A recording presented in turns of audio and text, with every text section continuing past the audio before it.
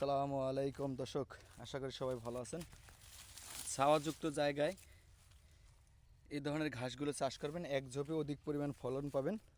যেমন ছাওয়াযুক্ত বলতে গাছের নিচে, বাগানে, এ ধরনের জায়গায় এই ঘাসগুলো চাষ করবেন। দেখেন, তাহলে সঠিক ফলন পাবেন। একবার চাষ করলে অন্তত 8-10 বছর এই ঘাসগুলো পাবেন। তবে ঘাস কাটার সময় অবশ্যই আপনারা যেরকম করে ঘাস চাষ করবেন। দেখেন এক ঝোপায় কী পরিমাণ ঘাস।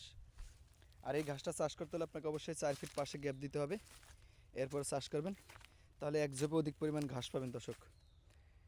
খুব ভালো মানের ঘাস। এখান থেকে অনেকগুলো ভিডিও ধারণ করছি, প্রতিবেদন করছি, আপনারা ইতিপূর্বের চ্যানেল দেখলে বুঝবেন। জৈব সার এনে রাখছি, যেটা ইনশাল্লাহ ছিটাই দিব, ছিটাই দিলে আবার বৃদ্ধি পাবে।